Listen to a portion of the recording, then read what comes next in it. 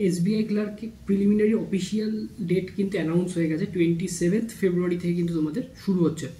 তো লাস্ট এই 20 ডেজ বলো বা এই যে সময়টা রয়েছে এখানকার তোমরা কীভাবে পড়বে সেটা নিয়ে কিন্তু আলোচনা করছি। ভিডিওটা শুরু থেকে শেষ পর্যন্ত খুবই ইম্পর্টেন্ট হতে চলেছে।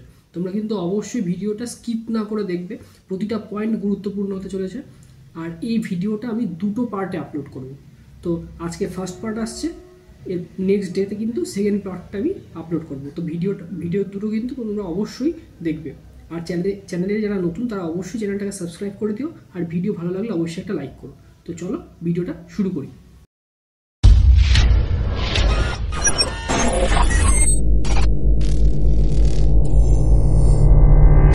এই ভিডিওতে টোটাল স্ট্র্যাটেজি নিয়ে কথা হবে। তো স্ট্র্যাটেজি নিয়ে যেহেতু কথা হচ্ছে, সেই জন্য এসবিআই ক্লার্কের প্রিলিমিনারি যে পরীক্ষা হতে চলেছে সেখানকার প্রথম পার্টের ভিডিও এটা, ঠিক আছে। দ্বিতীয় পার্টের ভিডিওটা নেক্সট ডেতে দেবো। তো এই পার্টে আমরা শুধুমাত্র কোয়ান্টিটিভ অ্যাপটিটিউড আর রিজনিং নিয়ে কথা বলবো, ঠিক আছে। তো তোমাদের হাতে সময় কিন্তু খুব কম, ঠিক আছে। আর 27 ফেব্রুয়ারি থেকে কিন্তু পরীক্ষা শুরু হচ্ছে। তো প্রথমে বলে রাখবো, কোয়ান্টের জন্য এবং রিজনিংয়ের জন্য প্রিলিমিনারি লেভেল যেটা দরকার সেটা হচ্ছে স্পিড, ঠিক আছে। তো যাদের স্পিড ইমপ্রুভমেন্টের দরকার তাদের কিন্তু বলবো এখন খাতা কলম নিয়ে বসে শুধু প্র্যাকটিস করে যেতে হবে, ঠিক আছে। এই প্র্যাকটিসের মাধ্যমে কিন্তু স্পিড উঠবে, এবং এই প্র্যাকটিসটা করবে উইথ টাইমার দিয়ে, ঠিক আছে। তোমরা বিভিন্ন চ্যানেলে বা বিভিন্ন ক্লাস যেগুলো তোমরা ফলো করো সেখানকার পিডিএফগুলোর কালেক্ট করে নাও। কালেক্ট করে নিয়ে তোমরা কিন্তু প্র্যাকটিস শুরু করো। কীভাবে প্র্যাকটিস করবে সেটাই বলছি।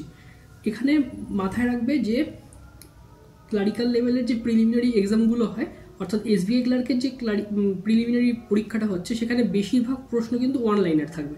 ওয়ান লাইনার বলতে আমি বলতে চাইছি যে তোমার simplification, quadratic equation, number series এবং রং নাম্বার সিরিজ এগুলো কিন্তু থাকবে। সাথে থাকবে ডিআই, আর থাকবে তোমার হচ্ছে অ্যারিথমেটিক। এবার এই simplification, wrong number series, missing number series এবং কোয়াড্রেটিক ইকুয়েশন এগুলোর কিন্তু পার ডে তোমরা মোটামুটিভাবে টার্গেট নিয়ে পিডিএফ নিয়ে বসো। টার্গেট নিয়ে কিন্তু তোমাদেরকে এটা শেষ করতে হবে, ঠিক আছে। তোমরা বিভিন্ন যে ইউটিউব চ্যানেলগুলো রয়েছে সেখান থেকে কিন্তু ফলো করতে থাকো, এবং টাইমার ধরে প্রতিটা প্রশ্নের জন্য 20 থেকে 25 সেকেন্ডসে তোমরা কিন্তু তোমরা টাইম নাও, নিয়ে সিম্পলিফিকেশানটাকে মেনলি ফোকাস করো।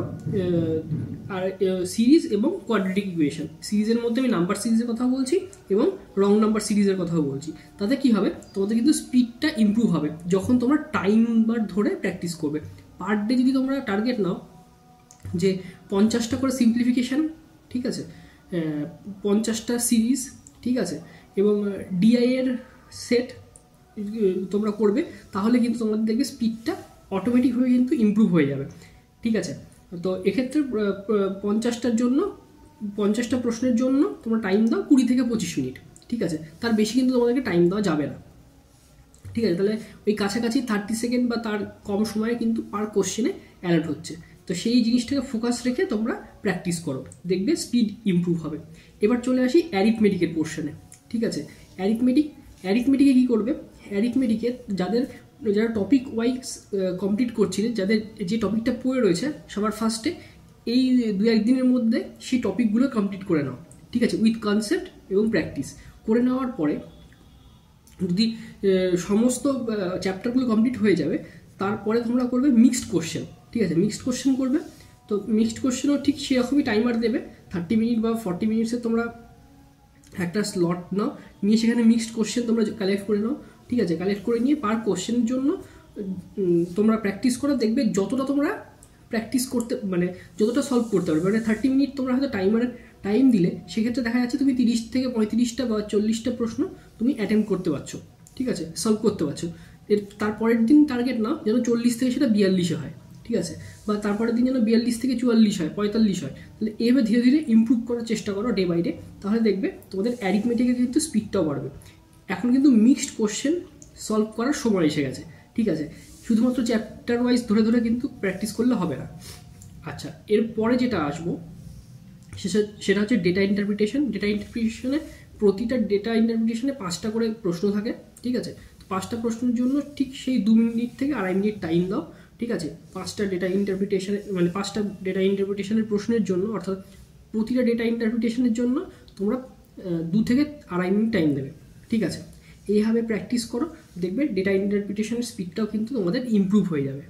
আচ্ছা, এরপরে যেটা করতে হবে সেটা হচ্ছে মক টেস্ট।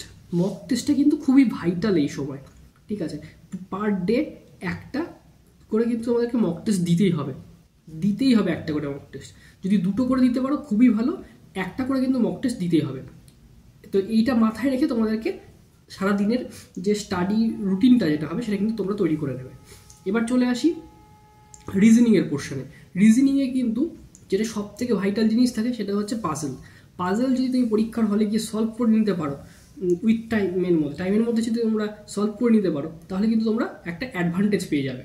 তো সেই জন্য বলবো প্রতিটা পাজলের জন্য প্রি লেভেলের পাজল 2.5 মিনিট করে টাইম দাও, দিয়ে সলভ করার চেষ্টা করো, ঠিক আছে। প্রি লেভেলের পাজল বিভিন্ন চ্যানেলে রয়েছে, বিভিন্ন স্টাডি মেটেরিয়াল রয়েছে। স্টাডি মেটেরিয়াল তোমরা জানো কোথা থেকে পাবে, তো সেগুলো নিয়ে নতুন কিছু বলছি না, তোমরা কীভাবে প্র্যাকটিস করবে সেটার কথা বলছি। তো ঠিক সেইভাবেই যেমন কোয়ান্টিটিভ অ্যাপটিটিউডের কথা বললাম, ঠিক সেরকমভাবে রিজনিংয়ের ক্ষেত্রে প্রতিটা পাজলের জন্য 2 থেকে 2.5 মিনিট টাইম দাও, দিয়ে তোমরা প্র্যাকটিস করো। এরপরে যে রিজনিংয়ের যে নন পাজল যে সেকশনগুলো রয়েছে, যেমন ইনইকুয়ালিটি, তারপরে কোডিং ডিকোডিং, ব্লাড রিলেশন, ঠিক আছে, ডিরেকশন, ঠিক আছে, এই যে বিষয়গুলো রয়েছে সেগুলোর ক্ষেত্রেও প্রতিটা প্রশ্নে 30 সেকেন্ড করে টাইম দিয়ে তোমরা কিন্তু পার কোশ্চেনে তোমরা কিন্তু প্র্যাকটিস করবে। সেখানেও কিন্তু মিক্সড টপিক কিন্তু প্র্যাকটিস করতে হবে। যত বেশি প্র্যাকটিস করবে তত বেশি তোমাদের স্পিডটা ইমপ্রুভ হবে।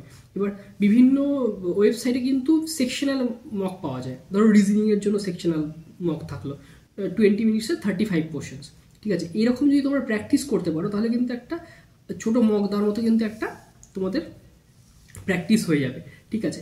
এইভাবে মক দেবে। আর যেটা ফুল লেন্থের মকের কথা বললাম সেটা তো তোমরা অবশ্যই দেবে, সেটা অ্যাটেন্ড করবে। তো এই ভিডিওতে শুধুমাত্র আমি রিজনিং এবং কোয়ান্টের কথা বললাম, ঠিক আছে। রিজনিং এবং কোয়ান্ট এটা পার্ট 1-এর ভিডিও আসছে।